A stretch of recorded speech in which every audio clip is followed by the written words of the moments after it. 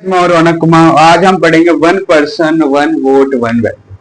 हमने कल क्लास में क्या देखा, डेमोक्रेसी के बारे में हमने समझा थोड़ा सा, और डेमोक्रेसी कैसे चलता है उसके बारे में समझा, मैं मेक्सिको केसेस के बारे में समझा। अब हमारा जो नया टॉपिक स्टार्ट होता है वो होता है one person one vote one value. मतलब एक पर्सन का एक वोट जो है वो बहुत वैल्यू करता है। मतलब अगर एक जो बीजेपी है, जैसे बीजेपी है, अगर इसका जो वोट है, फॉर एग्जांपल इसको चाहिए 479 वोट, बट इसके पास कितना 478 वोट आया, लेकिन इसके पास वन वोट आएगी तो ये वन वोट से हार सकती है। तो इसलिए बोल रहा है कि one person one vote one value, मतलब एक पर्सन का वोट जो होता है वो बहुत वैल्यू करवाता है। तो उसी के बारे में बताया गया, इसलिए मैंने आपको बीजेपी का दिया है, भारतीय जनता पार्टी का इसलिए एग्जांपल दिया है कि बीजेपी जैसा है, उसको अगर 479 वोट चाहिए और उसको बस 478 मिल रहा है, वो एक वोट से भी हार जाएगा आराम से। तो ये था पूरा सिस्टम, ठीक है। अब हम इसमें टॉपिक पे चलते हैं, one person one vote one value क्या बोल रहा है उस पर पढ़ेंगे हम बुक से।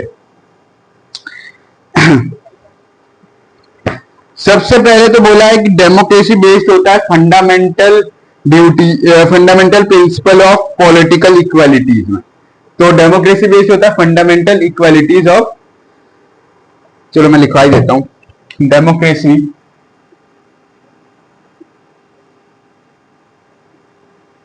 इज बेस्ड, और नोट्स अपलोडेड है, ठीक है, साथ साथ में करते जाएंगे, आप नोट्स प्रिंट आउट भी करवा सकते हो।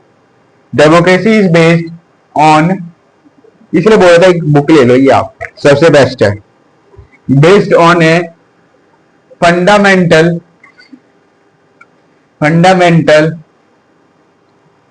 Principal of political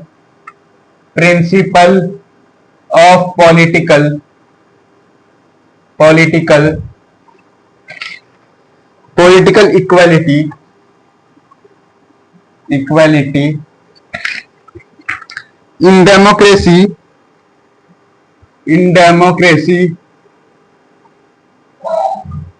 each adult citizen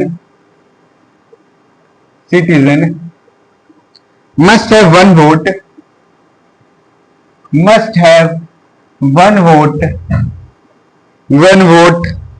and each vote must have one value, and each vote have one value। Simply समझो वो बोल क्या रहा है, ये बोलना क्या चाहता है, बोले कि जो डेमोक्रेसी है वो बेस्ड है उन्हें fundamental principle of political equalities में। In democracy each adult citizen must have one vote, हर एक एडल्ट सिटीजन को वोट देना जरूरी है, और उनका जो एक वोट होता है वो बहुत ज्यादा वैल्यू करता है, जो आपको मैंने अभी बताया कि अगर फॉर एग्जांपल बीजेपी है, बीजेपी को अगर एक वोट भी कम मिल रहा है ना तो वो हार सकती है। तो इसलिए बोला है कि democracy each adult citizen must have one vote and each vote have one value, तो उसका हर एक वोट का वैल्यू है, ठीक है, समझिए। फिर बोला है कि जो प्रिंसिपल है यूनिवर्सल एडल्ट फ्रेंचाइज को एक्सेप्ट करता है over the world. However, there are many examples which were denied। Equal right to vote है सबके पास, इक्वल राइट टू वोट मतलब सबके पास इक्वल राइट है कि वो वोट दे, वो वोट में शामिल हो, वो वोट दे जिस पार्टी को देना चाहता है, वो बीजेपी को दो भाई, देना चाहते हो तो उसके पास राइट है, उसको कोई नहीं रोक सकता। बल्कि देखो आज की जो गांव तरफ आप जैसे देखोगे, गांव तरफ होता क्या है कि जैसे आप वोट होता है, ठीक है, वोट के लिए आपको कहीं जाने की जरूरत नहीं पड़ती, वो आपके घर खुद मशीन से लेकर आएंगे, खुद आपसे वोट लेंगे, ठीक है, वोट का आप पूरा प्रोसेस करवाएंगे, आपसे खुद घर आकर के करवाएंगे, और वो फिर वो वोट लेकर जाएंगे। तो ये प्रोसेस होता है कि आपको ऐसे जो जबरदस्ती नहीं है, आपको जो पार्टी को देना है वोट आप दे सकते हो। फॉर एग्जाम्पल बीजेपी को देना है बीजेपी को दो, सीपीआई को देना है सीपीआई को दो, ठीक है, ये था। फिर हुआ क्या देखो, फॉर एग्जांपल सऊदी अरेबिया में टिल 2015 तक जो वुमेन्स थी उनके पास राइट नहीं था, तो ये एक क्वेश्चन बन रहा है कि कौन से प्लेस में, तो सऊदी अरेबिया में 2015 तक किसके पास राइट नहीं था? वुमेन के पास राइट नहीं था, नॉट राइट और वोट। मतलब समझ सकते हो आप, मतलब 18 अबव तो है वो वुमेन्स, बट उनके पास राइट नहीं था 2015 के तक। कहां पे? सऊदी अरेबिया में 2015 तक उनके पास राइट नहीं था वुमेन्स के पास, कि राइट टू वोट आपका एप्लीकेबल नहीं है।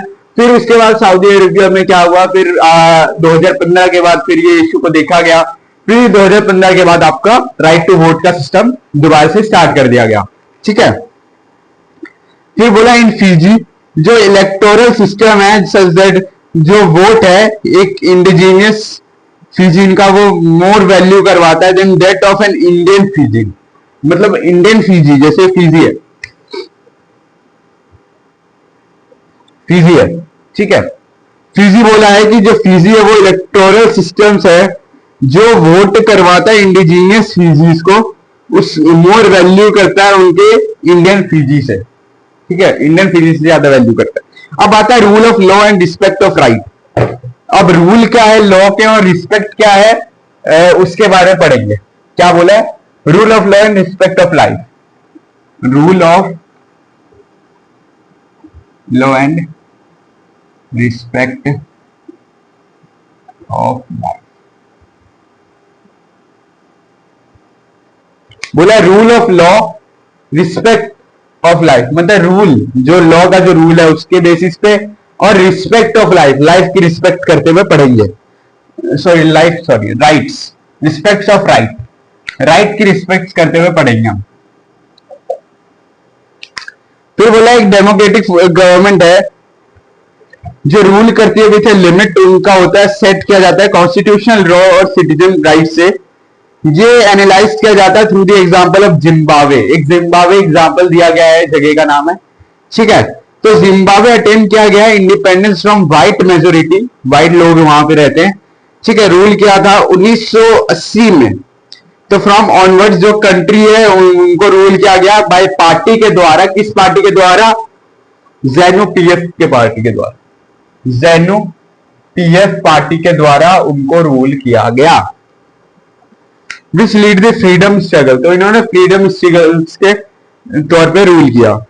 फिर बोला जो पार्टी लीडर्स है जैसे रोबोट मुजेब, उन्होंने प्रेसिडेंट, वो प्रेसिडेंट ऑफ कंट्री, उस कंट्री के प्रेसिडेंट थे। ठीक है, तो जो मुगेब है वो पॉपुलर था, लेकिन वो यूज करता था अनफेयर प्रैक्टिसेस इलेक्शंस में, मतलब गलत प्रैक्टिसेस इलेक्शंस को जीतने के लिए वो यूज करता था। ऐसे अगर आप बोल सकते हो तो करप्शन बोल सकते हो, करप्शन यूज करता था वो। क्या यूज करता था? करप्शन यूज करता था, करप्शन करता था वो वोट जीतने के लिए। देखो भाई, हो सकता है, देखो अगर कोई पार्टी कल की रेट में जो पार्टी आपको पता है कि हो सकता है बीजेपी ले लो, आप बीजेपी ले लो, बीजेपी फॉर एग्जाम्पल अगर हार रही है, अगर हार रही है, लॉस में है, तो जो बीजेपी है वो पैसा खिलाएगा, अपने तरफ से वो पैसा खिलाएगा, और पैसा खिला करके वो फिर अपना जो वोट वो लेगा और वो जीत जाएगा पार्टी में। तो यही सिस्टम बताया गया है इसमें भी। फिर बोला गया है कि जो पार्टी लीडर से जैसे रोबोट मुगेज, उन्होंने भी जो प्रेसिडेंट है कंट्री के सिंस इंडिपेंडेंस तक प्रेसिडेंट मुगेज पॉपुलर थे, लेकिन आल्सो यूज्ड अनफेयर प्रैक्टिसेस। फिर उन्होंने भी अनफेयर प्रैक्टिसेस स्टार्ट कर दी गई इलेक्शंस में। ओवर द ईयर जो गवर्नमेंट है उन्होंने चेंज किया कॉन्स्टिट्यूशन सेवरल टाइम्स, इंक्रीज करने के लिए पावर ऑफ द प्रेसिडेंट के पावर्स को, और बना दिया एक लेस अकाउंटेबल। बोला अपोजिशन पार्टी वर्क करती है, हेरेस्ट करती है और उनके मीटिंग्स को डिस्ट्रप्टेड करती है। उनका मीटिंग होता है ना, पार्लियामेंट में बैठ कर मीटिंग करते हैं। अगर देखो भाई, अगर वोट से पहले वो मीटिंग करेंगे कि मीटिंग के थ्रू बात होता है, थोड़ा सा बात नहीं पता क्या होता है, लेकिन बात करते हैं वो ऐसे। ठीक है, डिक्लेयर्ड इलीगल। फिर बोला है कि जो अपोजिशन पार्टी है वो वर्क करती है हैरेस पे और उनका मीटिंग होता है, बताया पब्लिक प्रोटेस्ट करती है और डिमॉन्स्ट्रेशन करती है अगेंस्ट द गवर्नमेंट को डिक्लेयर करना चाहती है वो इलीगल है, वो ऐसा डिक्लेयर करना चाहती है कि जो गवर्नमेंट है वो इलीगल है। ठीक है, टेलीविजन और रेडियो को कंट्रोल करता कौन है? बाय द गवर्नमेंट के द्वारा कंट्रोल किया जाता है और वो देती है एक रूलिंग पार्टी वर्जन। ठीक है, जो जहां पे इंडिपेंडेंट न्यूज़पेपर, लेकिन जो गवर्नमेंट है वो हेरेस किया जाता है उन जर्नलिस्ट के द्वारा जो अगेंस्ट में है, उनके अगेंस्ट में।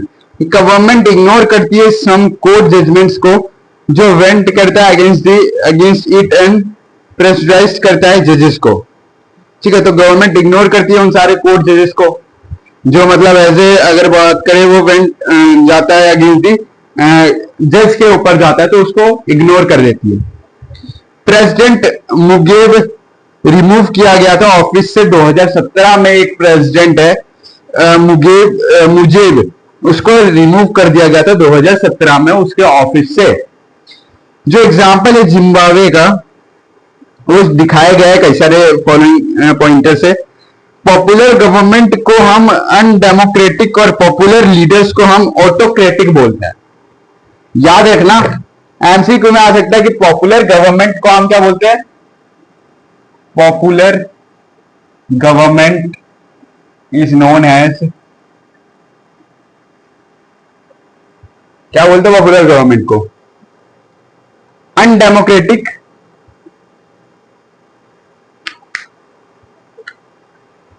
Undemocratic, democratic, and popular leaders can be autocratic. Popular leaders can be autocratic था ना आपका? autocratic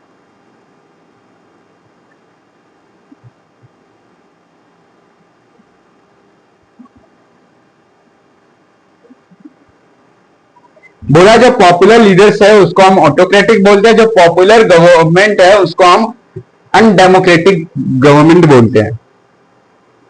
ठीक है, तो बोला है if we wish to access a democracy it is important to look at the election. हम इलेक्शंस की तरफ देखें तो ये इक्वली इंपॉर्टेंट है। लुक देखे तो before and after the election, election से पहले और इलेक्शन के बाद। There should be sufficient room for normal political activity including political oppositions in the period before election से पहले political association। फिर बोल रहा है कि जो स्टेट है वो रिस्पेक्ट करती है जो basis of right of citizens के बेसिस राइट के ऊपर। ठीक है, like freedom of expression, freedom of protest. Freedom of expression मतलब हम अपना एक्सप्रेस करते हैं। फ्रीडम, हम हमारे पास फ्रीडम है कि हम अपना फीलिंग एक्सप्रेस कर सकते हैं सामने के पास। आपने पढ़ा होगा लास्ट क्लास में। फ्रीडम टू प्रोटेस्ट, हमारे पास फ्रीडम है कि हम प्रोटेस्ट कर सकते हैं किसी चीज के ऊपर। ठीक है, और बोल रहा freedom to take political action, freedom हमारे पास है कि हम पॉलिटिकल एक्शंस भी ले सकते हैं साथ ही साथ। Further these right should be protected by the independent judiciary. तो ये सारे जो राइट्स है वो प्रोटेक्ट कौन करता है? इंडिपेंडेंट जुडिशरी प्रोटेक्ट करता है। Whose order should be obeyed by all, ये सारे ऑर्डर्स किया जाता है ओबे सभी के द्वारा। There are some conditions that apply to way government is run after the elections which are as follows। कई सारे some conditions जिसमें अप्लाई किया गया है कि जो गवर्नमेंट का जो वे है चलाने का, गवर्नमेंट जैसे चलती है, ठीक है, इलेक्शंस के थ्रू जो फॉलो किया गया। एक डेमोक्रेटिक गवर्नमेंट है वो can not do what ever it likes simply because it वोन एन इलेक्शन। तो डेमोक्रेटिक गवर्नमेंट ये नहीं सोचती और ये नहीं पसंद करती है कि जो सिंपली जो बिकॉज इट वोन इलेक्शन, मतलब वो पसंद करती है कि हाँ मैं इलेक्शन जीत जाऊं। ठीक है, it has to respect some basic rules, वो बेसिक रूल्स को रिस्पेक्ट करती है और गारंटी करती है माइनॉरिटीज को। हर एक मेजर डिसीजंस को गो थ्रू करती है। कई सारे डिबेट्स वगैरह होते हैं। पार्लियामेंट में आप जाओगे वहां डिबेट्स होते हैं। इसी पार्लियामेंट में कई सारे टॉपिक्स के बारे में डिबेट्स होते रहते हैं। Every office bearers has certain rights, कई सारे ऑफिस में राइट्स है और रिस्पॉन्सिबिलिटी असाइन किया गया है बाय द कॉन्स्टिट्यूशन और लॉ के हिसाब से। Each of them are accountable, ना ही सिर्फ एक पीपल है लेकिन also to other independent officials, तो उनके पास एक अदर इंडिपेंडेंट ऑफिशियल्स भी है। क्या कितना बचा, देखो इतना सा पार्ट बचा आपका यहां से लेकर के यहां तक, फिर आपका इतना बचा। तो जो हम पढ़ेंगे नीड और आर्ग्यूमेंट फॉर डेमोक्रेसी, वो हम नेक्स्ट क्लास में पढ़ेंगे। तो नीड और आर्ग्यूमेंट फॉर डेमोक्रेसी हम नेक्स्ट क्लास में पढ़ेंगे। और जो नोट्स है वो अपलोडेड है, लिंक आपका उसी में, मतलब फर्स्ट जो वीडियो था ना आपका इस चैप्टर का, डेमोक्रेसी चैप्टर का, उसमें ही आपका पीडीएफ अपलोड है नोट्स का, वहीं से आप जाकर डाउनलोड कर लेना और पढ़ लेना। तो thank you, have a nice day.